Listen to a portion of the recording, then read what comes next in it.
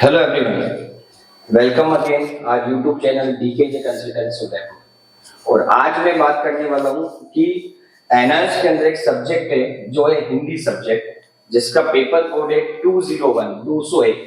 उसके अंदर आपको कैसे तैयारी करनी है, क्या सिलेबस है, किस टाइप से जो क्वेश्चंस आते हैं और कैसे मैं अच्छे से तैयारी करूं ताकि मैं हिंदी जैसे सब्जेक्ट के अंदर पास हो जाऊं। बिकॉज स्टूडेंट्स, मेरा अपना पास्ट एक्सपीरियंस है, पिछले 10-12 सालों से मैं इसी फील्ड के अंदर हूँ और मैंने देखा है कि बहुत सारे बच्चे हिंदी जैसे सब्जेक्ट के अंदर फेल हो जाते हैं। इसका मतलब ये नहीं है कि बच्चों आपको हिंदी नहीं आती, लेकिन आपको प्रॉब्लम ये होती है कि आपको ये आइडिया नहीं होता है कि हिंदी सब्जेक्ट के अंदर हमें क्या पढ़ना है, एग्जाम में क्या आने वाला है और किस तरह से हम लोग तैयारी करें एनआईएस के अंदर। तो आज मैं पूरे सब्जेक्ट जो है, पूरी डिटेल इसी सब्जेक्ट के बारे में बताऊंगा और कैसे आप अच्छे से तैयारी करके और आप आने वाले टाइम के अंदर जो भी आपका एग्जाम है, भले वो अक्टूबर का पब्लिक एग्जाम हो या फिर अप्रैल का पब्लिक एग्जाम हो या फिर आप ऑन डिमांड एग्जाम देने वाले हो, सब जगह आपका पैटर्न सेम रहने वाला है। बस आपको तैयारी जो है वो आपको अच्छे से करनी है और इसके लिए सबसे पहले प्लानिंग होना जरूरी है। तो मैं आज की वीडियो स्टार्ट करने से पहले मैं आप सभी बच्चों से रिक्वेस्ट करूंगा, अगर आप पहली बार हैं मेरे चैनल पर तो आप इसको सब्सक्राइब कर लें, साथ साथ में लाइक कर लें और अगर मेरा वीडियो अच्छा लगे तो आप अपने मैक्सिमम फ्रेंड्स को शेयर करें जो अभी एनआईएस का एग्जाम देने वाले और जिन्होंने हिंदी सब्जेक्ट लिया है। तो अपन यहाँ पर शुरू करते हैं अभी कि हिंदी सब्जेक्ट के अंदर क्या क्या चीजें जो है वो आने वाली है और कौन कौन सी चीजें कितने कितने मार्क्स की है, जिसपे हम लोग बात करेंगे।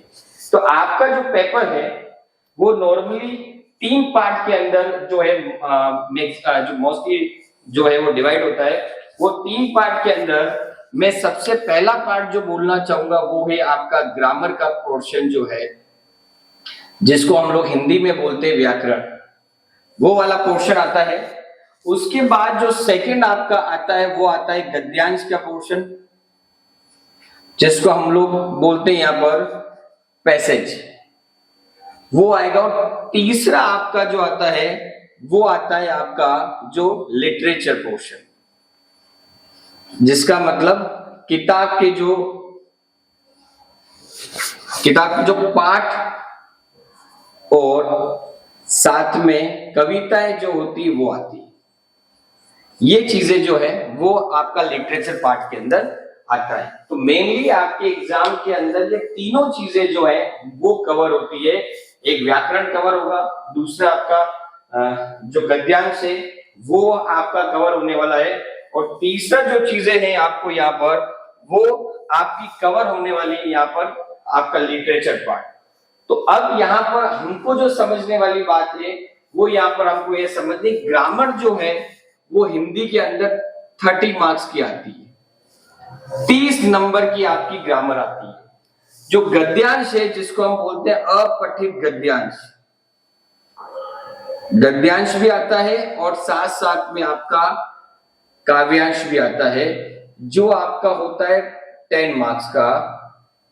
और उसके बाद जो आपका लिटरेचर पार्ट है, जो आपकी किताबें हैं जिसके अंदर आपका कविताएं भी है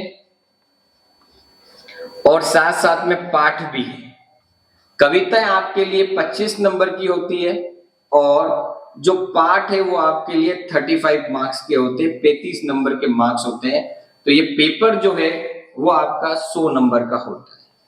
हिंदी के अंदर कोई प्रैक्टिकल नहीं होते हैं, 100 नंबर का पेपर होता है, जिसमें 30 नंबर की आपकी व्याकरण होती है, उसके बाद 10 नंबर के अपठित आपके गद्यांश और काव्यांश होते हैं और जो 60 नंबर है वो आपके लिटरेचर यानी किताब के पाठ और जो कविता है उसके कन्वर्ट होते हैं। तो ये तीनों चीजें जो है वो हमको ध्यान में रखनी है। अब सबसे बड़ी बात, हमें पढ़ना कैसे है, क्या करना है। तो बच्चों मैक्सिमम जो चीजें हैं वो 60 नंबर की है, लेकिन आप लोगों को प्रॉब्लम नहीं आती कि अगर आप कोई फेलियर हैं या कंपार्ट वाले बच्चे हैं या पहली बार एग्जाम दे रहे हैं तो आपके लिए क्या कोर्स लेंथी भी लगता है और कोर्स जो होता है वो आपको डिफरेंट लगता है अपने स्टेट बोर्ड या फिर सेंट्रल बोर्ड से। तो अगर आप चाहें तो आप इस तरह से चल सकते हैं, पहले व्याकरण जो है, जो व्याकरण सब जगह सेम होती है, आप उसको कवर कर सकते हैं। उसके बाद जो अनसीन पैसेज आते हैं, जो आपके गद्यांश आते हैं, आप उसको कवर कर सकते हैं और उसके बाद आप अपना लिटरेचर पार्ट जो है वो आप कवर कर सकते हैं। अब गद्यांश के अंदर भी आपके क्या क्या आते हैं वो चीजें आपको यहाँ पर जो है वो समझने की। इसमें सबसे पहले आता है आपका निबंध, जो 10 नंबर का आपका निबंध होता है।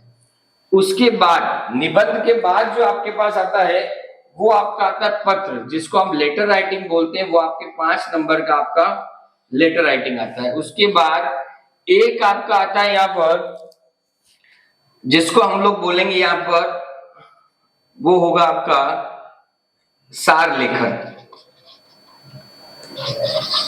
सार लेखन वो भी आपका आएगा 5 मार्क्स का, और बाकी अदर चीजें जो है वो आएगी, अन्य जो है वो आएगा, और वो भी आएगा आपका, वो आपका आएगा 10 मार्क्स का। मतलब इनके अलावा जो ग्रामर बचती है वो ग्रामर आपकी आने वाली है, और ये टोटल मिला के कितने नंबर होगा आपके 30 मार्क्स हो गए। यानी कि ग्रामर के अंदर आपका निबंध आएगा, जो निबंध है वो 10 नंबर का है। उसके बाद पत्र आएगा, वो 5 नंबर का है। सार लेखन जो है वो 5 नंबर का है, और बाकी जो दूसरी जो व्याकरण है वो आपकी किसमें जो रिमेनिंग है वो 10 नंबर के अंदर आने वाली, और ऐसे करके आपके 30 नंबर आएंगे। और हम सभी को पता है बच्चों की, जो भी हम 10th का एग्जाम दे रहे हैं या 12th का, हमने ऑलरेडी पहले जो भी स्टेट का बोर्ड था उसमें निबंध भी हमको आना चाहिए था, पत्र भी है, और सार लेखन अदर भी है। और हम जानते हैं इन सब में कुछ फॉर्मेट्स होते हैं, कुछ प्रारूप होते हैं। अगर हमने उसको ढंग से कर लिया तो हम इसके अंदर इजीली पास हो सकते हैं। उसके बाद आता है गद्यांश और काव्यांश, ये 2 चीजें आती है, और दोनों मिला के क्या होता है 10 नंबर का। अगर मैं बात करूं गद्यांश की, वो 5 नंबर का आएगा, और जो काव्यांश है वो भी आपका 5 नंबर का आएगा। ये दोनों अपठित है, लेकिन आप ये, इसका मतलब है आपको हिंदी पढ़ने आनी चाहिए। अगर आपने पढ़ के उस गद्यांश को, पैसेज को समझ लिया और उसके क्वेश्चन आंसर दे दिए, तो 10 नंबर आपके इजीली मिल जाएगा। तो ये टोटल मिला के 40 नंबर का, ये 40 मार्क्स का आपका गद्यांश और ग्रामर मिला के होता है। और अगर इसको आपने अच्छे ढंग से कर लिया, और हमें पता है एनआईओएस की मार्किंग स्कीम का मतलब होता है 33%, यानी कि आप 40 नंबर का जो पोर्शन आप कर रहे हो, यानी 40% का अगर आपने ढंग से कर लिया तो आपके पास होने के चांसेस बढ़ जाते हैं। तो पहले हम लोग चाहें तो इन पे फोकस करके, अब हिंदी जैसे सब्जेक्ट के अंदर भी अगर हमें प्रॉब्लम आ रही है तो हम ये कवर करके भी क्लियर कर सकते हैं। उसके बाद जो कविताएं और पाठ जो आते हैं, जिसको स्टोरी अगर हमने ढंग से पढ़ ली तो इन 60 में से भी हम अच्छे खासे नंबर कवर कर सकते हैं। और इसका भी पैटर्न जो होता है वो क्या होता है, सबसे पहले तो उसके अंदर आपके आते हैं एमसीक्यूज, जो 1 मार्क्स के अंदर होते हैं। भले आप कविताएं पढ़ो या पाठ पढ़ो, एमसीक्यूज क्वेश्चंस आते हैं 1-1 नंबर के, वो तैयार करने होते हैं। उसके बाद 1 to 2 लाइन के 1 मार्क्स के क्वेश्चन भी आते हैं, सॉरी 1 लाइन के आते हैं सिर्फ, वो 1 मार्क्स के आते हैं। फिर 2 to 3 लाइंस के जो हैं वो आते हैं आपके 2 मार्क्स के। उसके बाद 4 to 5 लाइन के जो हैं वो आपके 3 मार्क्स के आते हैं। तो ये चीज हमको ध्यान में रखनी है। और फिर उसके बाद 5 मार्क्स के अंदर जो है वहां पर भी आपके पास काव्य सौंदर्य जो है, जो आपकी जो कविताएं थी उसके रिगार्डिंग आता है, या फिर वहां पर भी गद्यांश आता है, और वो गद्यांश होता है पठित। मतलब आपने अगर स्टोरी को, पाठ को ढंग से पढ़ा है तो वहीं से कोई गद्यांश उठा के दे देंगे और आपको उसके क्वेश्चन आंसर आपको देने हैं।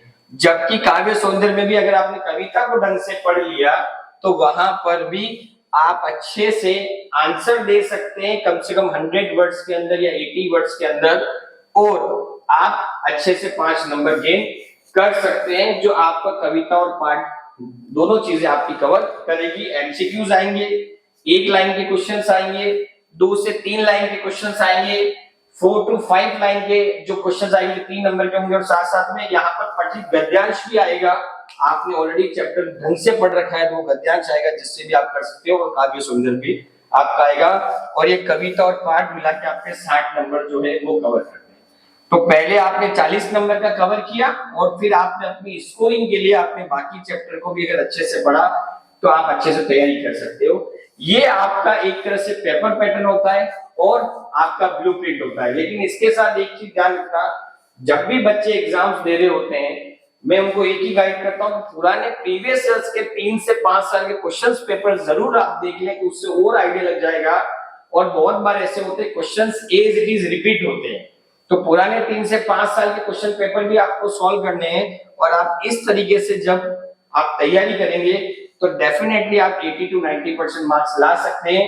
और सबसे बड़ी बात, सिस्टमेटिक और प्रॉपर प्लानिंग के साथ हम लोग जब पढ़ाई करते हैं तो हर बोर्ड में नंबर आते हैं, भले वो स्टेट बोर्ड होता है, सेंट्रल बोर्ड होता है या फिर एनआईएस बोर्ड होता है, आप इजी इसके अंदर पास है जो कर सकते हैं। तो बच्चों आई होप कि आज जो मैंने ये पूरा ब्लूप्रिंट आपको बताया है, जो पेपर या मार्क्स का जो मैंने आपको यहाँ क्लासिफाई करके बताया, आपको समझ में आ गया होगा।